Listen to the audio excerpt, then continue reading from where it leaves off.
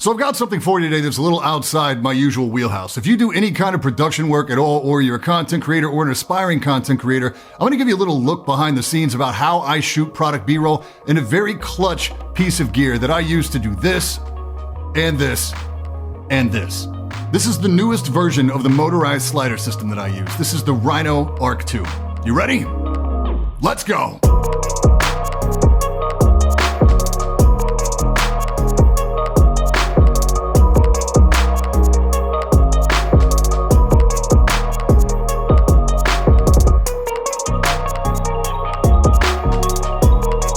Yo, I'm Brian P. You're watching Bad Seed Tech, and today we're checking out the Arc 2 4-axis motorized slider system from Rhino Camera Gear. I actually purchased and have used the original Rhino Arc system since it launched, so when Rhino reached out and offered to send me the new Arc 2 system, it was pretty much a no-brainer. So where the original system specialized solely in motorized slides and parallax shots, those cool wraparound shots where the camera stays framed on a specific point or object, the Arc 2 ups the ante with 4D control. So you get slides, parallax, focus, and motorized pan and tilt, which is huge because you can essentially replace a fluid head. If you find that manual pans and tilts can be difficult to execute smooth and consistently like I do sometimes, this can be a major time saver in your workflow. So the basic components of the system are the slider itself, which is available in a couple different lengths and materials. We have the 24-inch carbon fiber here. You're gonna need a motor as well, and they come in a couple different flavors. The high-speed motor, which is your general use motor, and a high torque model that makes it possible to execute diagonal and even full vertical top to bottom and bottom to top motorized slides. We also have the focus module, which makes rack focus or focus pulls super easy and can be automated in conjunction with other moves to maintain manual focus while executing other more complex camera moves. Then you've got the star of the show, the Arc 2 module itself. These are available as separate components so you can add features as budget allows or as a couple different bundles. More so for convenience, as the bundle pricing doesn't seem to offer any discount over purchasing standalone. The Essentials bundle, priced at $2,350, gives you everything you need to start doing motorized automated slides with 3 dimensions, so you get everything except focus. So the Arc 2 module is a really smart form factor. It's really compact in comparison to something like a full Edelkrone system. It's ergonomic in the fact that the right side kind of functions as a grip, even has a rubberized front. It gives you access to a couple different joysticks, one for your thumb, which will control pan and tilt, and another under your index finger, which controls the position on the rails and the focus module. You can also control this with an iOS app, which we'll dig into more in a bit. Setup and breakdown for different shots is surprisingly fast here, and that's a really important factor when you're working with a system like this. The new slider modules have this free spinning nut for tripod mounting, so you don't have to spin either the entire slider assembly or the tripod. Mounting the Arc 2 is automated. This actually works really well in practice. It'll get you almost all the way there. Then you just take this little guy right here, which stays mounted on the top of the front quick release. You just slide this in and use your hand to finish it off. Really, that's what we're going with, huh?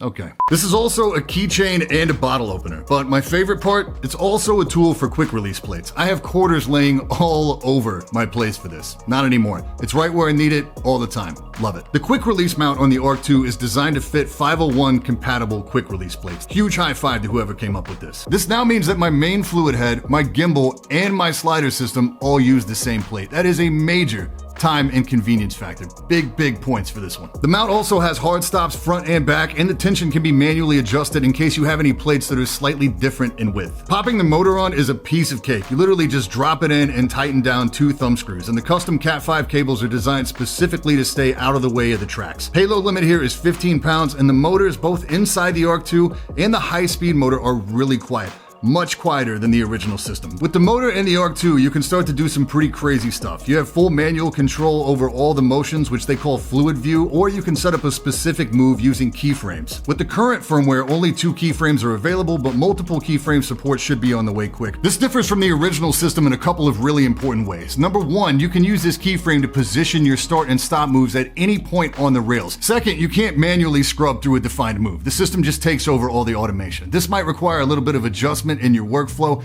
but it results in much more consistent moves because you can't accidentally impart a small speed change, which you might not catch in your camera monitor. A big key feature in setting these moves is being able to define movement speed in terms of actual time. So if you know the specific time of a piece of footage you need to cover, you can dial that in. Physically, the system feels really stable, even when using the onboard controls. I actually prefer them versus the app because they feel faster to me, but there are pros and cons to each. The app comes with 2 big benefits, really. The most obvious being that you're completely hands hands off the rig, so no bumps or vibrations in the footage. The other is that, at least in remote fluid view, you can lock out the X and Y axis independently. So this is the perfect way to avoid getting a little tilt in your pan, or vice versa. A big functional opportunity for me at the moment is that you cannot lock out the X and Y axis when creating a move. This means you may impart some accidental vertical motion on a lateral slide or horizontal motion on a tilt. This should be featured in an upcoming firmware release. Another big opportunity on the current firmware is that the ARC's ability to maintain proper framing on a parallax slide is not 100%. On a proper parallax, which you're seeing here on the V1 system, the object is set as a center point and the camera stays more or less framed on that object as it moves laterally. On the ARC 2, it's not uncommon to see the framing drift out a bit to either side and then correct itself at the end of the slide. Again,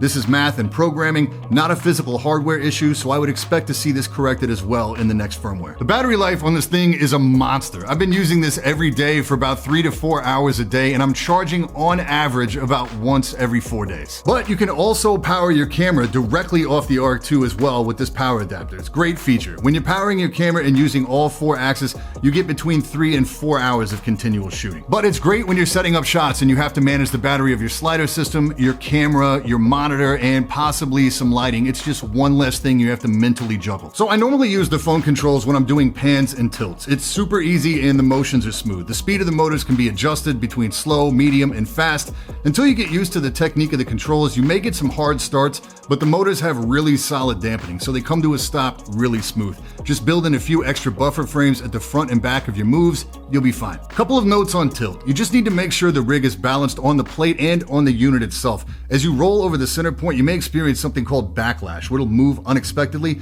Again though, this can be physically adjusted with some hex screws on the bottom of the unit. Focus is really easy in its implementation. If you're not using a geared cine lens, you can use this little strap that goes over your focus ring, and then the focus module slides in a quick release here and locks up with the gears. This has its own cable that plugs directly into the ARC 2. I have a habit of leaving this on all the time as I generally shoot manual, and it becomes really easy to focus via the joystick as opposed to physically touching the lens. For doing rack focus, the only drawback I see right now is the speed of the pull. And it still works really well, though I usually end up doing some speed ramping in post. At least on my lens setup, the Sigma Metabones combo on the GH5S, I get some lens movement right when the motion starts, but otherwise it's smooth all the way throughout the move. If you're feeling a little more adventurous, you can link focus up actually to the zoom ring on your lens instead of the focus ring. This allows you to do some really creative stuff, and you can automate motions with this as well to pull off like some really precise Hitchcocks. Face tracking is not really a feature that I use at all in my workflow, but you're looking at it right now and it could probably stand in for a camera operator in a pinch. You will need to pop for a phone mount. Rhino makes one of course, but any cell phone holder with a cold shoe mount should work just fine. As for vertical slides, with the form factor of the ARC 2, it's really recommended that you use a wedge plate. I don't have one in house right now, but I was able to get kind of creative and accomplish this with a large ball head, but loading the camera and keeping the unit out of the way of the motor during calibration